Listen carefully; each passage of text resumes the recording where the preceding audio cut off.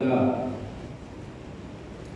ప్రభువు మన రక్షకుడైన యేసుక్రీస్తు వారి యొక్క పరిశుద్ధమైన అమూల్యమైన రక్తంలో పాలుభాగస్తులుగా ఉండటానికి దేవుని ఆలయానికి చేస్తున్న దేవునికి ప్రియమైన సంఘ విశ్వాసులందరికీ మన ప్రభువు మన రక్షకుడైన యేసుక్రీస్తు వారి యొక్క పరిశుద్ధమైన నామములో శుభమును తెలియజేస్తున్నానండి. దేవుడికి స్తోత్రం చేద్దామండి. హల్లెలూయా. సర్వశక్తి గల దేవుని నామానికి మహిమ కలుగును గాక. ప్రభువుకు ప్రియమైన సంగమా, మనము పరిశుద్ధ బలాలను తీసుకోవడానికి మనం సిద్ధంగా ఉన్నాం. సిద్ధంగా ఉన్న వారి చేతులు చూపిస్తారా? దేవుడికి స్తోత్రం కలుగును గాక. కాబట్టి ప్రతి నెల కూడా మనము పరిశుద్ధ బలాలలో పాల్గొంటున్నాం. సిద్ధపరచబడిన పరిశుద్ధ బలాలలో మనం పాల్గొంటున్నాం. మనకులాగే లోకంలో అందరూ కూడా ఒక్కొక్క సంఘము నెలకి 4 వారాలు పాల్గొన్నా, ఒక్కొక్క సంఘము నెలకి ఒకసారి పాల్గొన్నా. ఆ సంఘాల యొక్క మరి క్రమం బట్టి ప్రభు అయిన యేసుక్రీస్తు యొక్క పరిశుద్ధ శరీర రక్తములను మనం తీసుకుంటూ ఉన్నాం. ఆయన కొత్త నిబంధన గ్రంథంలో పాలుభాగస్తులు అవుతూ ఉన్నాం ప్రతి నెల కూడా ప్రియమైన సంఘం. అయితే ప్రభు అయిన యేసుక్రీస్తు యొక్క పరిశుద్ధ శరీర రక్తములు రక్షణ పొందిన వారికి మాత్రమని చెప్పి మరి తెలుసుకోవాల్సిందిగా మనం చేస్తున్నాము. రక్షణ పొందిన వారికి మాత్రమే ప్రభు యేసుక్రీస్తు వారిని సొంత రక్షకుడిగా అంగీకరించి ఆయన కుమారుడైన యేసుక్రీస్తు రక్తము మరి ప్రభు సెలవిచ్చినట్లుగా ఆయన నూతన నిబంధన రక్తంలో ఎవరైతే పాలుభాగస్తులుగా ఉంటారో ప్రియమైన సంగమ, వారు మాత్రమే పరిశుద్ధ మరి ఆ యొక్క దేవుడి స్థితాన్ని నెరవేర్చేవారుగా ఉన్నారు. వారు మాత్రమే యోగ్యులు. ఇక పరిశుద్ధ రక్తము ఆయన శరీర రక్తములు ఎవరైతే తీసుకుంటారో ప్రియమైన సంగమ, వారు మాత్రమే పరలోకానికి ఆయన యొక్క నిత్యత్వానికి అర్హులని కూడా పరిశుద్ధ గ్రంథం ద్వారా మనము తెలుసుకొని ఉన్నాం. ఎందుకంటే పరిశుద్ధ బలార్థంలో ఎవరైతే పరిశుద్ధ బలార్థన రక్షణ పొందిన వారికి అని మాత్రం ఎందుకు చెప్పబడుతుందంటే, ఈ రోజుల్లో అంత్యకాలంలో రక్షణ పొందకుండానే రొట్టెలు ద్రాక్షరసము తీసుకెళ్ళి ప్రార్థన చేసుకుని హిందువులు సైతం తీసేసుకుంటున్నారండి. బాప్తిసం పొందట్లేదు, యేసుక్రీస్తుని సొంత రక్షకుడిగా అంగీకరించట్లేదు. కానీ రొట్టె ద్రాక్షరసం పట్టుకెళ్ళి ప్రార్థన చేసుకుని తీసేసుకుంటున్నారు. ఈ అంత్యకాలంలో అలాంటి కార్యాలు కూడా జరుగుతున్నాయి. ఇంకా ప్రభు అయిన యేసుక్రీస్తుని సొంత రక్షకుడిగా అంగీకరించిన వారు మాత్రమే పరిశుద్ధ బలార్థంలో పాల్గొనడానికి అర్హులండి. ఇక ఎందుకు ఈ మాట చెప్పవలసి వస్తుంది అని అంటే, ప్రభు త్వరగా రానన్నాడని పరిశుద్ధ గ్రంథం తెలియజేస్తుంది. ఇదిగో నేను త్వరగా వచ్చుచున్నాను. ప్రకటన గ్రంథంలో ఆ మాట రాయబడింది. ఇదిగో నేను త్వరగా వచ్చుచున్నాను అనే మాటలోని పర్వతం ప్రియమైన సంగమ, రక్షణ పొందిన వారితో రక్షణ పొందిన వారితో కూడా ప్రభు సెలవిస్తూ ఉన్నాడు. త్వరగా వస్తున్నానని చెప్పి ప్రభు సెలవిస్తున్నారు. ఆయన వచ్చేటప్పటికి ఎవరైతే మరి ప్రభు యేసుక్రీస్తు సొంత రక్షకుడు అంగీకరించి ఆయన కొత్త నిబంధనలో పాలుభాగస్తులు అవుతారో వారిని ఆయన పరలోకంగా తీసుకెళ్ళిపోతారు, నిత్యత్వానికి తీసుకెళ్ళిపోతారు. అయితే నేను త్వరగా వస్తున్నాను అని ప్రభు చెప్పిన మాట విని కూడా ప్రభు యేసుక్రీస్తుని సొంత రక్షకుడుగా అంగీకరించకుండా ఇంకా జాగు చేస్తున్నట్లయితే ప్రభు వచ్చిన తర్వాత వారిని దేవుడు విడిచిపెట్టారు. కాబట్టి మరొకసారి సంఘానికి తెలియజేసిన విషయం ఏంటంటే, ఎవరైనా కనుక ఇంకా రక్షణ పొందకుండా ఇవాళ రేపు అనుకున్నట్లయితే రక్షణ పొందేవారు త్వరితగతిన రక్షణ పొందవలసిందిగా ప్రభు పేట మనం చేస్తూ ఉన్నాము. దేవుడికి స్తోత్రం కలుగును గాక. ఇంకా ప్రతి వారం లేక ప్రతి నెల పరిశుద్ధ బలాలను మనం పాల్గొంటున్నాం. దేవుని ద్వారా సిద్ధపరిచి పట్టుకొచ్చి పెడతా పరిశుద్ధ బలాలను ఏమండి, ప్రభు యొక్క శరీరాన్ని రక్తాన్ని పట్టుకొచ్చి మరి దేవుని సొంతలో పెట్టినప్పుడు ఆ శరీర రక్తంలో మనం పాలుభాగస్తులు అవుతూ ఉంటాం, తీసుకుంటూ ఉంటాం. ఎందుకంటే అది ప్రభువు మనకిచ్చిన ఆజ్ఞ. ఇక పరిశుద్ధ ప్రభువైన యేసుక్రీస్తు యొక్క శరీర రక్తంలో పాలుపంచులైన వారు పరిశుద్ధంగా సిద్ధపడి తీసుకోవాలి. ఇది క్రమం. లోకంలో అలాగే జరగట్లేదండి. సిద్ధపడకుండా మరి ఉన్న పాలన వచ్చేసి కొంతమంది అయితే షూలతోటి చెప్పులతో కూడా వచ్చేసి విఐపీలు అండి ఏమండి వచ్చేసి అలాగే తీసేసుకుంటారు.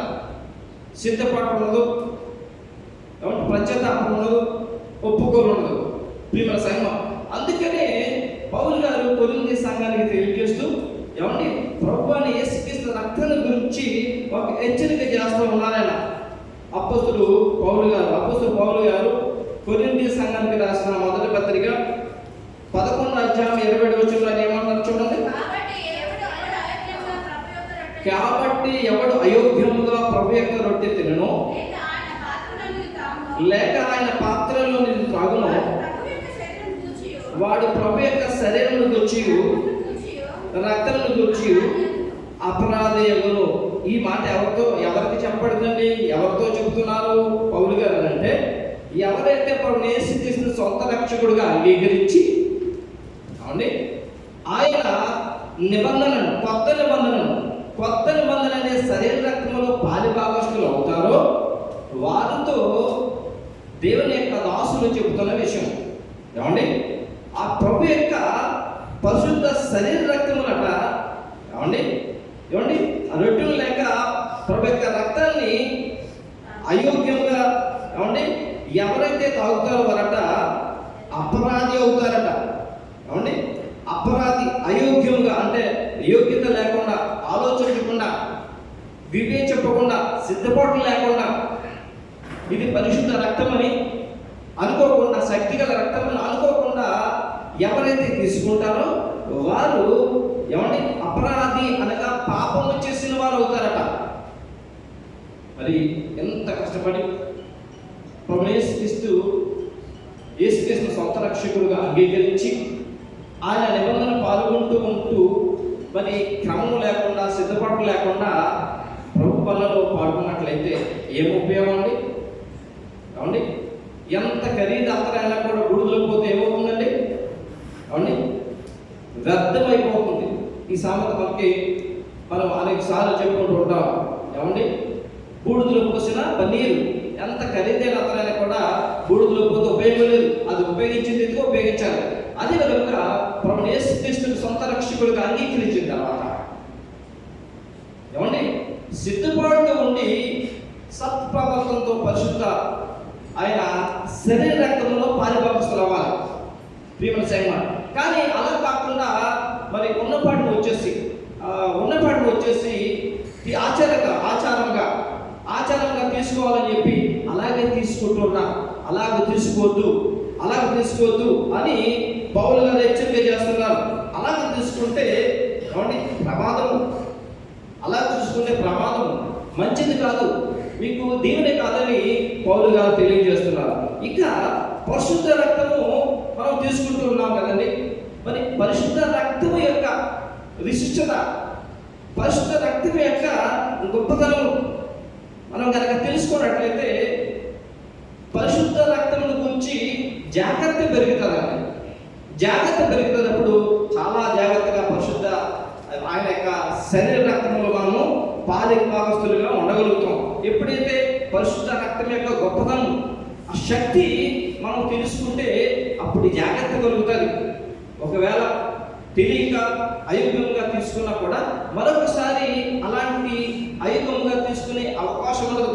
జాగ్రత్త కలిగి తీసుకోగలుగుతారు. అందుకని పరిశుద్ధ రక్తం యొక్క విశిష్టత, పరిశుద్ధ రక్తం యొక్క శక్తిని గురించి మరి దేవుని దాసులు పరిశుద్ధ గ్రంథంలో సెలవిస్తున్న మాటలు మనం ఆలోచించుకుందామండి. ప్రభువైన యేసుక్రీస్తు వారికి ప్రాముఖ్యంగా 3 శిష్యులు, ప్రధానమైన శిష్యులు ఉన్నారు. ప్రభువైన యేసుక్రీస్తు వారికి 12 మంది శిష్యులైనా ఆయన ఎక్కడికి వెళ్ళినా 3 శిష్యులు వెంట పెట్టుకుని వెళ్తా ఉండేవారు. ఆయన పేర్లు చెప్పగలుగుతారా? ఏమండి పేతురు, యోహాను, యాకోబులు ఎక్కువగా ఆయన తనతో పాటు తీసుకెళ్ళేవారు. ఆయన ప్రార్థన చేయడానికి వెళ్ళినా, ప్రత్యేకమైన స్థలానికి వెళ్ళినా కూడా వాళ్ళ ముగ్గురిని కూడా ఆయనతో పాటు తీసుకుని వెళ్తూ ఉండేవారు. ఆ ముగ్గురిలో యోహానికి మంచి పేరు ఉంది. ఏమిటా పేరంటే ప్రభు రొమ్మున ఆనుకున్న శిష్యుడే. ఏ పేరండి? ప్రభు రొమ్మున ఆనుకున్న శిష్యుడు. అనగా ప్రభు ఏది చెబుతుందో చేస్తాడే. ప్రభు ఏది చెప్పినా కూడా తూచా తప్పకుండా చేస్తాడు. కాబట్టి ప్రభుకి ఆ శిష్యుడిని చాలా ఇష్టం. ఆ శిష్యుడు అడిగితే ప్రభు తప్పనిసరిగా ఉత్తరం ఇస్తాడు, సమాధానం ఇస్తాడు. అప్పుడప్పుడు శిష్యుడు ప్రభుతో ఉన్నప్పుడు శిష్యుడు వారికి తెలియని విషయాలు ఉంటే ప్రభు రొమ్మున ఆనుకున్న యోహానుకి సైన్ చేస్తూ ఉంటారు. నువ్వు అడుగు ప్రభు, నువ్వు అడుగు ప్రభు అని చెప్పి. ఆ సందర్భాలు కూడా పరిశుద్ధ గ్రంథంలో ఉన్నాయి. ఈ ప్రభు రొమ్మున ఆనుకున్న శిష్యుడు అంటే యోహాను గారు, ఆయన పరిశుద్ధ రక్తం యొక్క గొప్పతనాన్ని గురించి, శక్తిని గురించి, విశిష్టతను గురించి ఆయన తెలియజేస్తూ ఉన్నారు. ఆయన అది యోహాను గారు, ప్రభుని ప్రేమించిన యోహాను గారు ఆ విశిష్టత గురించి మొదటి యోహాను పత్రిక మొదటి అధ్యాయం 7వ వచనంలో తెలియజేశారండి. అయితే ఆయన వెలుగులో ఉన్న ప్రకారము మనము వెలుగులో నడిచిన ఎడల మనం అన్యోన్య సహవాసము గలవారమై ఉండుము. అప్పుడు ఆయన కుమారుడైన యేసు రక్తము ప్రతి పాపము నుండి మనల్ని పవిత్రులుగా చేయును. ఈ యోహాను రాసిన మొదటి పత్రిక మొదటి అధ్యాయం 7వ వచనంలో ప్రియమైన సంగమా, 7వ వచనంలో ఎన్ని లైన్లు ఉన్నాయండి? 1 2 3 4 5 లైన్లు ఉన్నాయి. ఎన్ని ఉన్నాయండి? 5 లైన్లు ఉన్నాయి కదా. ఈ 5 లైన్లోని 2 లైన్లు మాత్రం, అనగా అప్పుడు ఆయన కుమారుడైన యేసు రక్తము ప్రతి పాపము నుండి మనలను పవిత్రులుగా చేయును అనే ఈ వచనం ఏదైతే ఉందో, ఈ వచనము చాలాసార్లు ఎక్కువ చోట్ల మనం చూస్తూ ఉంటాం. ఎక్కడంటే ప్రభువు యేసుక్రీస్తు వారిని ఏమండి కలువరి సిలువలో మేకుల మీద వేలాడబడుతున్నట్లుగా ఒక పిక్చర్ ఉంది. ఏమండి ఆ పిక్చర్ పైన ఈ మాట రాయబడి ఉంటుంది. సాధారణంగా మన గృహాల్లో ఉంటుంది ఈ వచనం అండి. ఈ యోహాను గారు చెప్పిన ఆ యొక్క మొదటి అధ్యాయం 7వ వచనంలో 3, 4, 5 లైన్లు ఉన్న మాట రాయబడి ఉంటుంది. ఒకసారి మీరు చూడండి, పరిశీలన చేయండి. అక్కడ ఏమి రాయబడి ఉంటుందంటే, అప్పుడు ఆయన కుమారుడైన యేసుక్రీస్తు రక్తము ప్రతి పాపం నుండి మనను పవిత్రులుగా చేయని చెప్పి ప్రభు యేసుక్రీస్తు శిలువ మీద వేలాడుతున్నట్లుగా ఉండి అక్కడ రాయబడి ఉంటుంది ఈ మాటలు. ప్రియమైన సంగమం, యేసుక్రీస్తు రక్తం అట ప్రతి పాపము నుండి ఏం చేస్తుందంటే, ప్రతి పాపము నుండి పవిత్రులుగా చేస్తుందట. ప్రతి పాపము అంటే ఎన్ని పాపాలు అయితే ఉన్నాయో ఆ పాపాలన్నీ కూడా అవండి తుడిచివేయబడుతుందట. ప్రభువు యేసుక్రీస్తు రక్తం ద్వారా తుడిచివేయబడుతుందన్న పాపాలన్నీ కూడా. ప్రియమైన సంగమం, ప్రతి పాపము ఏమండి మనుషులు చేసిన ప్రతి పాపము కూడా తుడిచివేయబడుతుందట ఆయన రక్తము ద్వారా.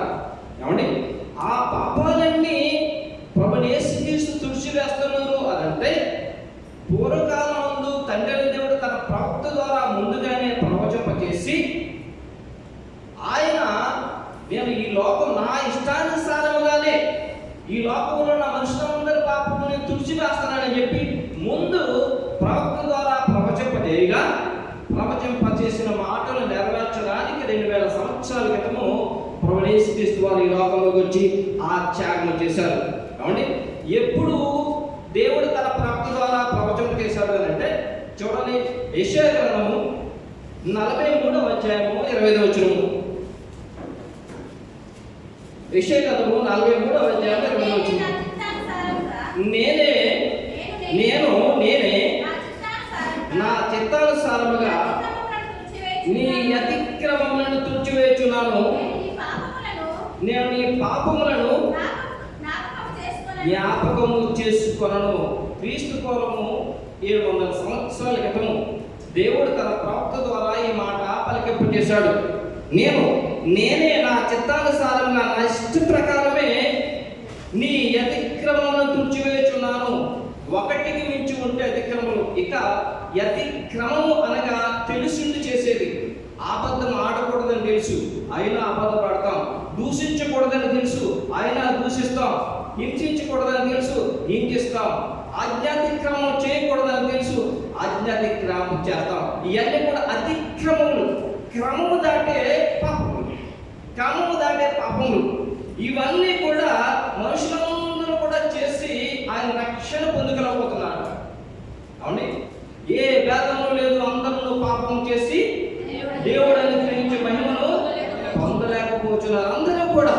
అందరూ కూడా బాల్యము నుండి ప్రతి ఒక్కరు కూడా మరి యవన వయసు వచ్చే వరకు, యవన వయసు నుంచి మధ్య వయసు వచ్చే వరకు, మధ్య వయసు నుంచి వృద్ధాప్యం వచ్చే వరకు కూడా ఏమంటే అందరూ కూడా అతిక్రమములు చేస్తూ ఉన్నారట, పాపములు చేస్తూ ఉన్నారట.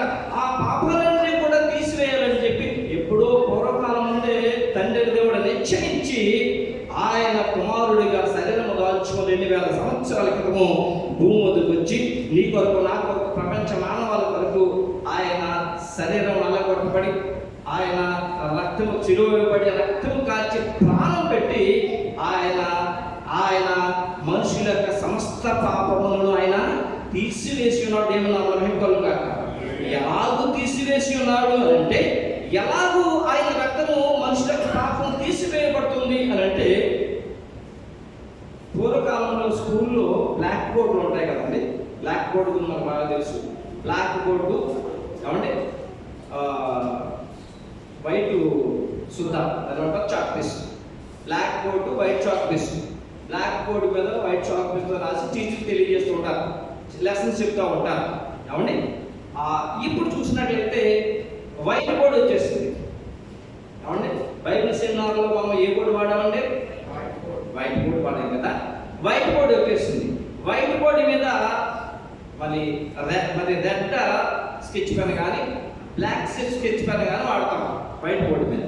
ఏమండి, వైట్ బోర్డు మీద రెడ్ స్కెచ్ పెన్ తీసుకుని, రెడ్ స్కెచ్ పెన్ తీసుకుని, ఎర్రటి ఇంకు గల మరి ఆ పెన్ తీసుకుని ఆ యొక్క వైట్ బోర్డు మీద నేను ఏమండి అబద్ధం ఆడి పాపం చేశాను, లేక అబద్ధం పాపం, దొంగతనం పాపం, వ్యభిచారం పాపం, అన్యాయం పాపము, అక్రమం పాపము, దూషించిన పాపము, ఇవన్నీ కూడా వైట్ బోర్డు అంతా రాసుకుంటూ వచ్చేస్తే వైట్ బోర్డు మొత్తం నిండిపోతాం. వైట్ బోర్డు మొత్తం కూడా ఎర్ర పెన్నుతో రాయబడింది మొత్తం నిండిపోతుంది. ఆ వైట్ బోర్డు మానవ యొక్క హృదయానికి సాదృశ్యుడు. ఆ రెడ్ పెన్నుతో రాసిన ఏవే పాపాలు ఉన్నాయో అవి ఎర్రగా కెంపుగా మనుషుల హృదయంలో నిండిపోయిన పాపం అట. ప్రియమైన సంగమం అంటే తెల్లగా ఉన్న మనిషి యొక్క హృదయంలో ఏమంటే కెంపు వలె ఎర్రని పాపాలు నిండిపోయి ఉన్నాయి. కెంపు వలె ఎర్రని పాపాలు ఏమంటే హృదయంలో నిండిపోయి ఉన్నాయి.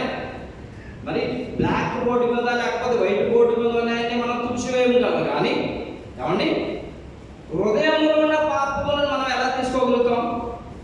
లేక మానవుడు భూమి మీదకి వచ్చిన వెంటనే మానవుడు భూమి మీద జన్మించిన నాటి నుండి తిరిగి మళ్ళీ చనిపోయే వరకు కూడా మానవులకు అందరికీ ఒక గ్రంథం రాయబడి ఉంది.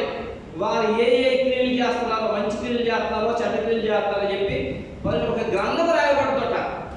ఆ గ్రంథంలో రాయబడిన అతిక్రమములు, పాపదోషములు మనం ఎలా తుడుచుకోగలదు? బ్లాక్ బోర్డు మీద రాసుకుని అయితే తుడిచేసుకుంటాం, అంటే లేకపోతే వైట్ బోర్డు మీద రాసుకుని తుడిచేసుకుంటాం. హృదయ అంతరంగంలో ఉన్న ఆధ్యాత్మికములు ఏదైతే ఉన్నాయో, పాపములు ఏవైతే ఉన్నాయో అవి ఎలా మనం తుడుచుకోగలదు? మన వల్ల అవుతుందంటారా? కానీ కాదు. లేక ఆయన యొక్క గ్రంథం ప్రతి ఒక్కరు కూడా ఏర్పాటు చేస్తున్నాడట. మంచి పనులు చేసిన వారికి మంచి, చెడు చేసిన వారికి చెడు కొరకు. ఏమండి అదంతా కూడా మనకి ఇవ్వబడిన చాప్టర్ నిండిపోయి ఉండగా పాపంతో దాన్ని మనం ఎలా తీసివేయగలుగుతాం? మనం తీయలేము. దానిని ప్రభుని యేసుక్రీస్తు రక్తము ద్వారా ఆయనే తుడిచివేస్తాడట. దేవుని నామమున మహిమ గాక. తుడిచివేస్తాడట. అందుకనే దావీదు గారు ఏమంటారంటే 51 కీర్తనలో 57 కీర్తన 7వ వచనంలో ఆయన ఏమంటారో చూడండి. 51:7 నేను పవిత్రుడు అన్నట్లు ఇష్యోపుతో నా పాపము పరిహరింపుము, ఎమవు కంటేను నేను తెల్లగా ఉన్నట్లు నీవు నన్ను కడుగుము. ఏమండి హిమము కంటే తెల్లగా, అంతకు ముందు ఏ విధంగా అయితే తెల్లగా మా హృదయం ఉందో అలాగే నన్ను కడుగు ప్రభువా అని చెప్పి దావీదు గారు ప్రార్థన చేస్తూ ఉన్నారు. ఇక చూసినట్లయితే ఏమంటే దేవుడే సెలవిస్తూ ఉన్నాడు, మీ పాపమును తీసుకోవడానికి మీరు నా దగ్గరికి రండి. ఎవరిని మీ పాపమును తీసుకోవడానికి మీరు నా దగ్గరికి రండి, మీ పాపమును ఒప్పుకోనని చెప్పి ప్రభువే మరి ప్రవక్త యెషయా ద్వారా తెలియజేస్తున్న మాటలు. యెషయా గ్రంథము 1:18 యెహోవా ఈ మాట సెలవిచ్చుచున్నాడు, రండి మన వివాదము తీర్చుకొనుము, మీ పాపములు రక్తం వలె ఎర్రనివైనను అవి హిమ వలె తెల్లబడును, కెంపు వలె ఎర్రనివైనను అవి గొర్రెపచ్చి వలె తెల్లనవును. సరిపోతుందండి. ఏమండి, రండి మన వివాదం తెచ్చుకుందాం. ఏమిటి దేవుడికి మనకు మధ్య వివాదం అంటే పాపం. పాపం చేసిన ప్రతి ఒక్కరి మీద దేవుని యొక్క కోపం అనే ఉగ్రత నిలిచి ఉంది. పాపం చేసిన ప్రతి ఒక్కరి మీద దేవుని యొక్క కోపం అనే ఉగ్రత నిలిచి ఉంది. ఆ పాపము తీసివేయడానికి ప్రభు అన్నాడు, రండి నా దగ్గరికి, మీ పాపమును తీసివేయడానికి మీలో ఏ పాపమో నేను చూపిస్తానో దాన్ని మీరు ఒప్పుకొని వదిలిపెట్టండి. ఆ పాపం ఎలా ఉందంటే ఏమంటే రక్తం వలె ఎర్రగాను, అది కెంపు వలె ఎర్రగా ఉన్నాయి, వాటిని ఎము వలె తెల్లగాను గొర్రెపచ్చు వలె తెల్లగాను నేను చేస్తానంటున్నాడు. దేవుడికి స్తోత్రం చేద్దామా? హల్లెలూయా, హల్లెలూయా. ఈ విధముగా ప్రభుని యేసుక్రీస్తు రక్తము, యేసుక్రీస్తు రక్తము ఏమంటే పాపముతో నిండిపోయిన హృదయాన్ని ఏం చేస్తుందంటే ఎము వలె తెల్లగా మార్చివేస్తుంది. దేవుడికి స్తోత్రం కలుగుగాక. ఎము వలె గొర్రెపచ్చు వలె తెల్లగా మార్చివేస్తుంది. చాలా మంది ఈ వాగ్వివాదం ఉన్న లోకంలో మానవుడు పుట్టిన వెంటనే పాపలు ఒకరు చెప్తుంటే, లేదు మానవుడు పుట్టిన వెంటనే పాప కాదని డిబేట్స్ కూడా జరిగినాయి. అవునండి, పరిశుద్ధ కన్నా ఏమని తెలియజేస్తుందంటే అంటే మానవ దేవునికి పాపం లేకపోతుంది, దానికి క్లియర్గా పరిశుద్ధంగా రాయబడింది. దేవుడు మానవుడిని యథార్థవంతుడిగా పుట్టించాడు. దేవుడు మానవుడు ఎలా పుట్టించాడంటే యథార్థవంతుడిగా పుట్టించాడు. కానీ మానవుడే ఈ లోకంలోకి వచ్చి అనేక విధమైన తంత్రముల ద్వారా పాపం కొని తెచ్చుకుంటున్నాడు. అవునండి, మానవుడే అనేక తంత్రముల ద్వారా పాపం కొని తెచ్చుకుంటున్నాడు. ఈ యొక్క మాటలు ప్రసంగి గ్రంథం 7:29 కాబట్టి సొలొమోను గారు తెలియజేస్తున్నారు. ప్రసంగి గ్రంథం 7:29 ఇది ఒకటి మాత్రము నేను కనుగొంటిని, ఏమనగా దేవుడు నరులను యథార్థవంతులుగా పుట్టించను కానీ వారు వివిధమైన తంత్రములను కల్పించుకొని ఉన్నారు. సరిపోతుందండి. దేవుడు మానవుని యథార్థవంతులుగా పుట్టించాడు. బాల్యములో ఉన్నప్పుడు మానవుని ఉదయం ఎలా ఉందంటే హిమము కంటే తెల్లగా ఉంది, వైట్ గోల్డ్లా ఉంది. అయితే బాల్యము నుండి యవన వయసు వచ్చేసినప్పటికీ అప్పటి నుంచి చేసిన తంత్రములు అతిక్రమల ద్వారా ఎరగా మారిపోయింది. ఏమంటే బాల్యం నుండి మధ్య వయసు వచ్చినప్పటికీ ఎరగా మారిపోయింది. బాల్యం నుండి వృద్ధాప్యం వచ్చినప్పటికీ ఆ యొక్క యమముగా ఉండవలసిన మన ఆ యొక్క హృదయము ఎరగా పాపం ద్వారా మారిపోయింది. అందుకనే ప్రభు అనే యేసుక్రీస్తుని ఎప్పుడైతే బాల్యం నుండి యవన దశలోకి వచ్చినప్పటికీ ప్రభు యేసుక్రీస్తు సొంత రక్షకుడు అంగీకరించి ఆయన కొత్త మన రక్తంలో పాల్గొవలసిన అయిన తర్వాత ఏమవుతుందంటే కెంపు వలె ఎర్రగా ఉన్న పాపాల నుండి కూడా ఎము వలె తెల్లగా ప్రభు యేసుక్రీస్తు ద్వారా మార్చివేయబడతాది. దేవుని మహిమకలుగాక. ఇక బాల్యము నుండి మధ్య వయసులో ఉండే కొంత రక్షణ పొందుతారు, ప్రభు యేసు సొంత రక్షకుడు అంగీకరిస్తారు. అప్పుడు కూడా రక్షణ పొందితే అప్పుడు కూడా ఆ హృదయంలో ఉన్న పాపములు అన్నీ కూడా ఏమవుతాయండి? తుడిచివేయబడతాయి. ఆయన కుమారుడైన యేసుక్రీస్తు రక్తము ప్రతి పాపము నుండి మనలను పవిత్రులుగా చేయను. బాల్యం నుండి వృద్ధాప్య దశలోకి వచ్చేసి అప్పుడు రక్షణ పొందినా కూడా రక్షణ పొంది ప్రభు యేసుక్రీస్తు సొంత రక్షకుడు అంగీకరించి ఆయన నూతన నిబంధన రక్తాన్ని తీసుకున్న తర్వాత ప్రతి పాపం నుండి ఏమవుతుందండి? విడుదల కలుగుతుంది, తుడిచివేయబడుతుంది. ఈ మాటలు యోహాను గారు తన మొదటి పత్రికలో మొదటి అధ్యాయం 7వ వచనంలో చెబుతూ ఇవన్నీ కూడా మనం చేస్తున్నాం. ఇవన్నీ కూడా ప్రతి నెల కూడా పరిశుద్ధ బలాలలో పాల్గొంటున్నాం. దానికి ముందుగా మనము మన యొక్క సమయాన్ని బట్టి కొంతమంది చిన్నప్పుడు, కొంతమంది ఏమో యవన వయసులో, కొంతమంది మధ్య వయసులో, కొంతమంది మరి వయసు పెద్దది అయిపోయినప్పుడు ప్రభువు యేసుక్రీస్తును సొంత రక్షకుడిగా అంగీకరించి ఆ తర్వాత పరిశుద్ధ బలాలలో పాల్గొనడం. ఇది జరిగే క్రమం.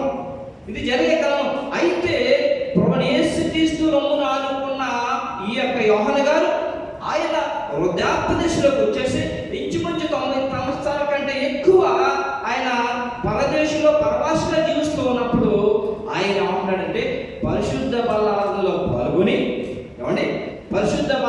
పాల్గొని పాపములు కడిగేసుకుంటేనే సరిపోదు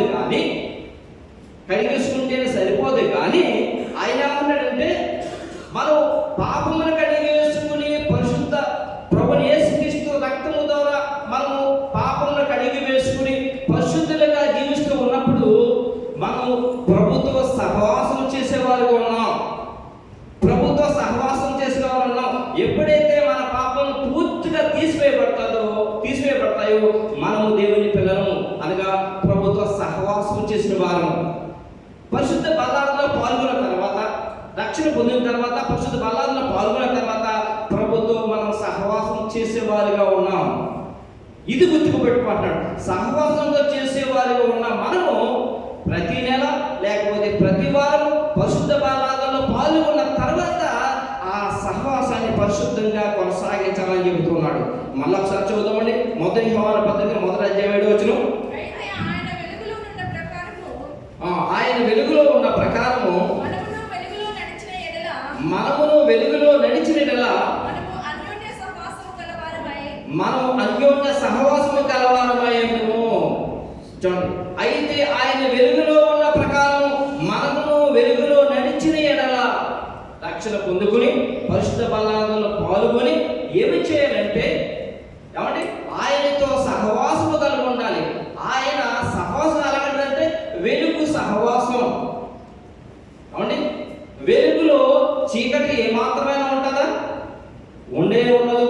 వెలుగులో చీకటి ఉండదు. చీకటి అనగా పాపం. ప్రభువుని యేసుక్రీస్తులో ఏం లేదంటే పాపం లేదు. కాబట్టి ప్రభువుని యేసుక్రీస్తుతో సహవాసం చేసేవారు వెలుగులో ఉన్నవారు కాబట్టి ఆయనతో అన్యోన్య సహవాసం కలవాలి. అంటే ఆయన వెలుగులో ఉన్న ప్రకారం మనము వెలుగులో నడిచిన ఎడల, వెలుగనగా యథార్థత, వెలుగనగా పరిశుద్ధత, వెలుగులో నడిచిన ఎడల ఆయనతో పాటు సహవాసం కలిగిన వారమేము. సామాగానే ఆయనకున్న గుణగణాలు ఆయన పిల్లలైన మనకు కూడా ఉంటాయి. ఎవరైతే ఇప్పుడు యేసుక్రీస్తు రక్షకుడిగా సొంత రక్షకుడిగా అంగీకరించి ఆయన పరిశుద్ధ బలాలలో పాల్గొంటూ ఉంటారో ఆయన గుణగణాలు వాళ్ళకు వచ్చేస్తాయి. వారు ఆ యొక్క సహవాసాన్ని వారు కొనసాగిస్తూ ఉండాలి. వెలుగులోనే ఉండాలి. పరిశుద్ధ బలాలను తీసుకున్న తర్వాత మళ్ళీ చీకటికి వెళ్ళిపోయినట్లయితే వారు వెలుగులో ఉన్నవారు కాదు. అలా చీకట్లో ఉన్నట్లయితే ఆయన రక్తము ఆయన ప్రభువు యేసుక్రీస్తు రక్తము మరి పాపము నుండి పవిత్రులుగా చేయదు. అందుకే వాక్యం మన ఇళ్ళలో వాక్యం ఉంటుంది కదంటే దాంట్లో పూర్తిగా ఉండదు. అప్పుడు ఆయన కుమారుడు యేసుక్రీస్తు రక్తము ఆయన రాయబడింది. అప్పుడు ఆయన కుమారుడు యేసుక్రీస్తు ప్రతి పాపం నుండి మన పవిత్రులుగా చేయడం రావడం. కానీ దానికి ముందు ఆయన వెలుగులో ఉన్న ప్రకారం మనమును వెలుగులో నడిచిన ఎడల మనం అన్యోన్య సహవాసము గలవారమయ్యేందును. అప్పుడు ఆయన కుమారుడు యేసుక్రీస్తు రక్తము మనం పవిత్రులుగా చేయడము. రక్షణ పొందిన తర్వాత ఆ రక్షణ భాగ్యాన్ని కడవరకు మనము కొనసాగించాలి. అనగా పాత జీవితం మళ్ళా రాకూడదు. సౌలు పౌలుగా మారాడండి. పౌలుగా మారిన తర్వాత మళ్ళా సౌలుగా అతను ఏమన్నా చేశాడా? సౌలుగా ఉన్నప్పుడు ఆయన అన్నాడు, నేను అపరాధిని, అభివృద్ధిని, అన్యాయం చేశాను, అక్రమం చేశానని చెప్పాడు. కాబట్టి పౌలుగా మారిన తర్వాత ఆయన ప్రాణం పెట్టాడే, ప్రభు కొరకు ప్రాణం పెట్టాడు. పరిశుద్ధంగా జీవించాడు, యథార్థంగా జీవించాడు, పొరుగువాడు జీవించాడే. మళ్ళా ఇప్పుడు వెనక్కలేదు. అది అన్యోన్య సహవాసం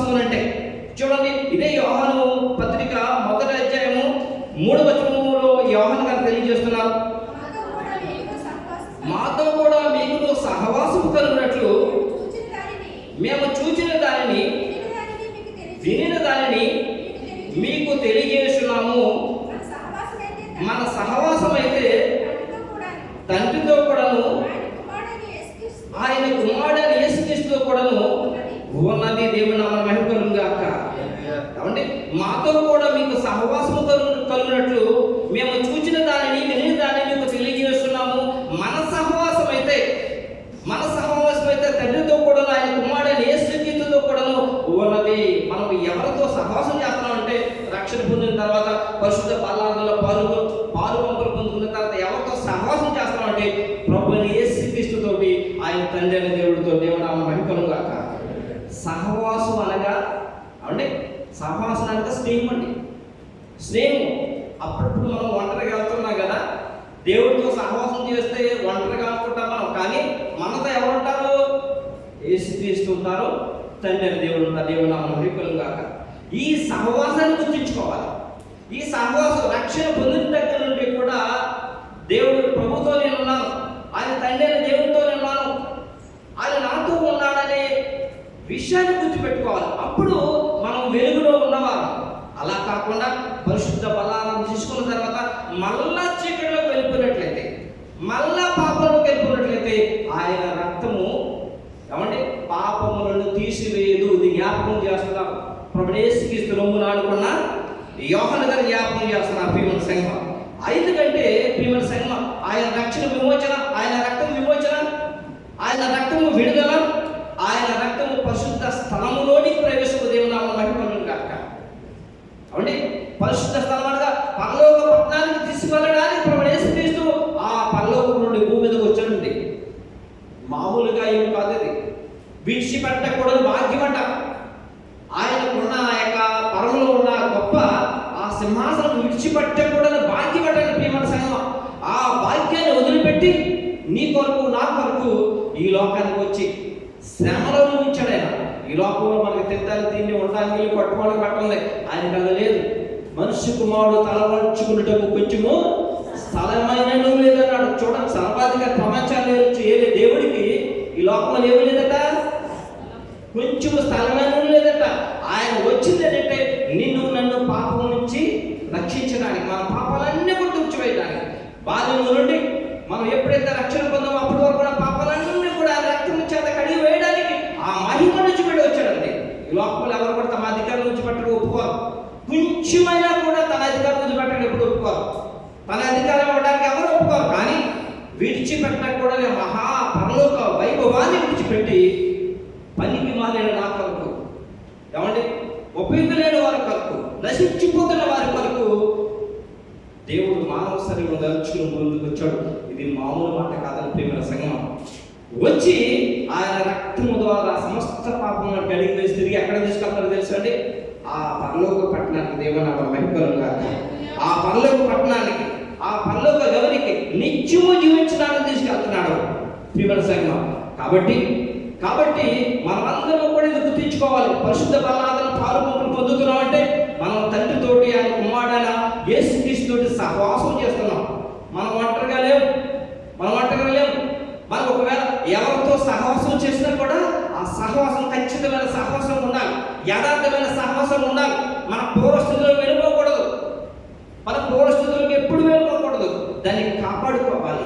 తండ్రి దేవుడు నాతో ఉన్నాడు, ఆయన కుమారుడైన యేసుక్రీస్తు నాతో ఉన్నాడని చెప్పి రక్షణ పొందిన వారు గుర్తుపెట్టుకోవాలి. అప్పుడు ఆయన కుమారుడైన యేసుక్రీస్తు రక్తం ఏం చేస్తుందంటే ప్రతి పాపము నుండి మనను పవిత్రులుగా చేస్తుంది. దేవుడు నామమున మహిమ కలుగును గాక. అందరూ నిలబడదామండి. ఈ చరణం పాడేసి కూర్చుందాం. పల్లవి. మహిమను విడచి మహిలోకి దిగి వచ్చి మార్గముగా మారి మనిషిగా మార్చావు. మహిలో నీవు మాధుర్యముగా మార్చి ఆదిని చూసి మరుకరించావు. మహిమను విడిచి మహిలోకి దిగి వచ్చి మార్గముగా